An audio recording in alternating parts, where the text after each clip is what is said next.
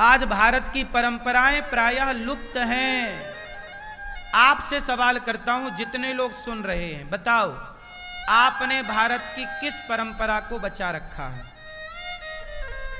आपसे सवाल, आप लोगों ने भारत की किस परंपरा को बचाने का प्रयास किया है? कौन सी परंपरा आपके घर में, आपकी समाज में आज सुरक्षित है?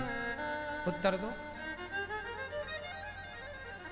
खाने की परंपराएं सुरक्षित हैं क्या? ओढ़ने पहनने की परंपराएं सुरक्षित हैं क्या? बोली भाषा की परंपराएं सुरक्षित हैं क्या? बोलो।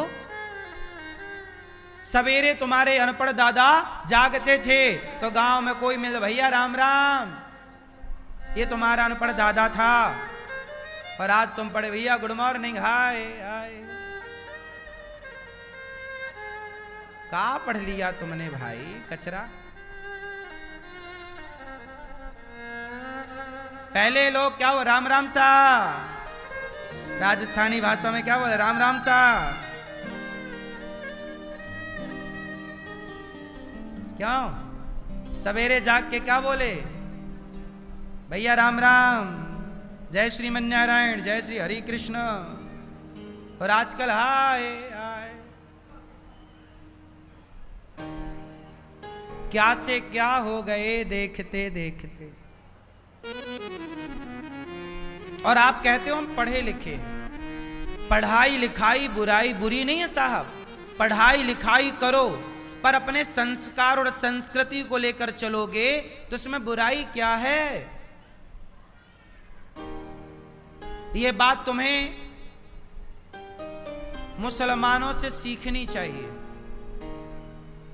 जो मुसलमान बिल्कुल अपने धर्म को लेकर, मजहब को लेकर, अपनी संस्कृति और संस्कारों को लेकर आज भी बड़ा कट्टर है? तुम्हारे अंदर अपने धर्म के प्रति कुछ भी जिम्मेदारियां नजर नहीं आती। आजकल के बच्चों को 99% बच्चों को हनुमान चालीसा याद नहीं है।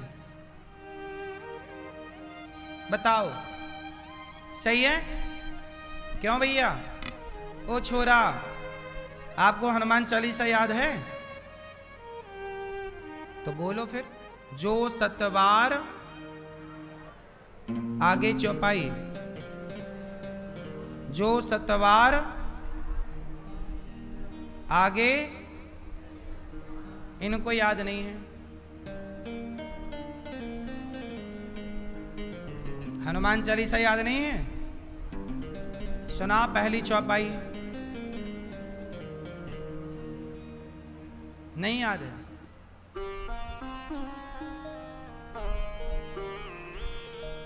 हमारे हिंदू धर्म में तुम्हें याद क्या है? केवल मुन्नी बदनाम हुई। तुम्हें याद क्या है? शीला की जवानी।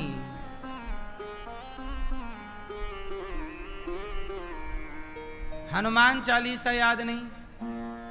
हिंदू धर्म का सबसे बेसिक ग्रंथ है हनुमान चालीसा। पहला पाठ 1 हनुमान चालीसा। यदि ये भी तुम्हें याद नहीं है तो तुम्हारे भरोसे तो हो गई सनातन धर्म की रक्षा।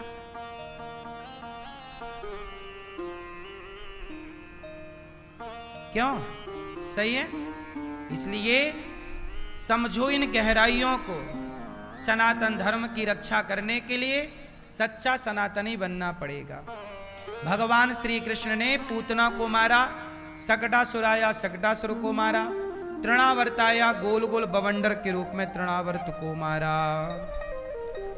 भगवान का नामकरण संस्कार हुआ। हमारे हिंदू धर्म में कितने संस्कार होते हैं? कितने? 16। पहले का नाम क्या है? हैं? पहले का नाम बताओ। नहीं पता? यह है हिंदू धर्म की सच्चाई। दिन भर आप लोग मोबाइल चलाते हो 4-4 घंटा। चाहो तो मोबाइल पे अच्छी चीजें सर्च करो, जानो बढ़िया, लेकिन नहीं, दिन भर तुम्हें चलाना देखना उल्टा सीधा है। 16 संस्कार होते हैं, जिसमें पहला संस्कार है गर्भाधान संस्कार। जब पिता के द्वारा माता स्त्री गर्भवती होती है तो वो गर्भाधान संस्कार होता है। जब स्त्री को पता लग जाए कि मैं गर्भवती हूं तो वो भगवान को जाकर प्रणाम करे और ईश्वर से प्रार्थना करे कि जो मेरे बच्चा पेट में है प्रभु वो संस्कारी हो। और उस दिन से स्त्री सावधानी पूर्वक ऐसा कोई भी शब्द नहीं बोलती जो कठोर हो, असत्य नहीं बोलती, क्योंकि माँ बाप के हर व्यवहार का, विशेष माँ के व्यवहार का सारा प्रभाव उसके बच्चे पे पड़ता है। आपको क्या लगता है 9 महीने पेट में बच्चा है और उस 9 महीने में जो आपने काम किया होगा वो काम का, उस 9 महीने के काम का प्रभाव उस बच्चे पे दिखेगा।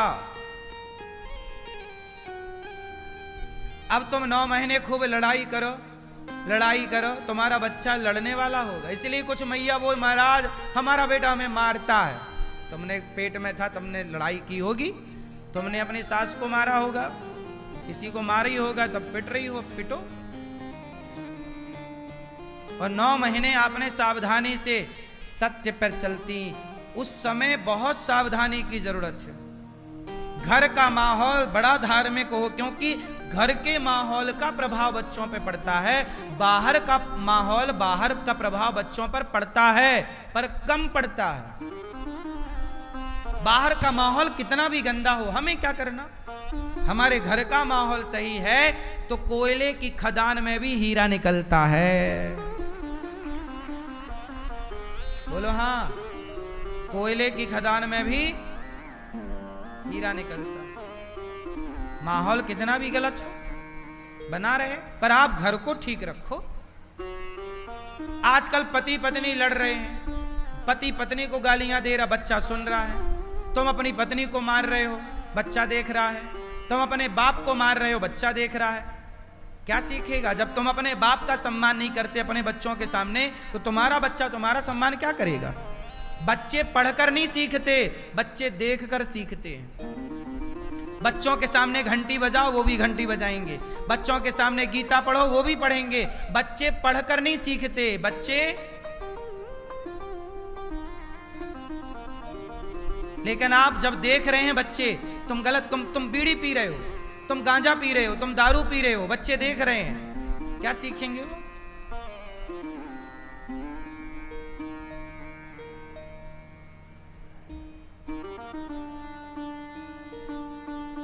एक लड़की मेरे पास आई, देखो ये बात मुझे बताना नहीं चाहिए, फिर भी मैं बता रहा हूं, बहुत मर्यादा में रह के, आप समझ लेना, मैं ढक के बताऊंगा ये बात, बस आपको समझना है।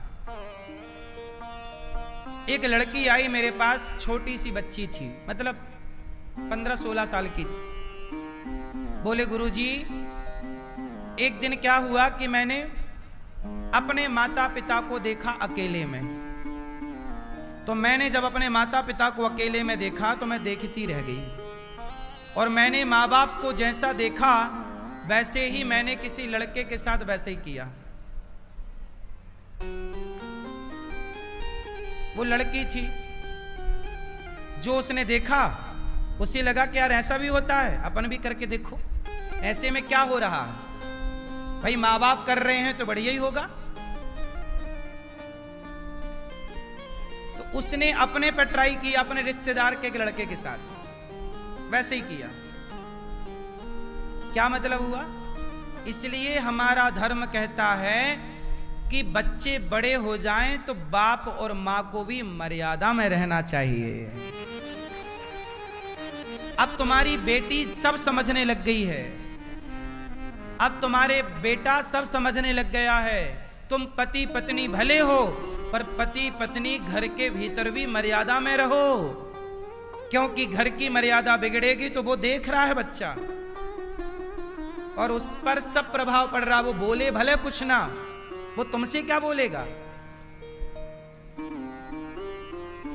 लेकिन ये छोटी छोटी बातें हैं, इसलिए हमने कथा में कई बार ये बात कही है कि जब बच्चे बड़े हो जाएं, समझदार हो जाएं, तो माता पिता को भी भोगी बनकर नहीं, परम योगी बनकर के रहना चाहिए। बहुत गई, अब बहुत तो सुख ले लिया संसार का, अब थोड़ा आप मर्यादा में रहो। पति पत्नी को भी तो मर्यादा में रहना चाहिए। अब आजकल संसार में एक दूसरे का हाथ पकड़ के डोल रहे हैं, ऐसे छोड़ ही नहीं रहे हैं हाथ। अरे भैया कमरे के भीतर पकड़ लेना हाथ, संसार में तेरे देख रहे हैं लोग, अच्छा नहीं लग रहा है। हर चीज सब जगह अच्छी नहीं लगती साहब। अब तुमने मर्यादाएं बेच खाई तो हम क्या करें। आजकल तो लड़का लड़की शादी के पहले फोटो खिंचाते हैं गलत गलत, वो इसके गले में हाथ डाला, वो उससे चिपका है, ऐसे फोटो बाद में लगाते हैं शादी में। संसार देख, शादी के पहले तुम चिपक रहे हो। मतलब तुम्हें अच्छा लगता होगा, पर एक सभ्य समाज में ये शोभा नहीं देता।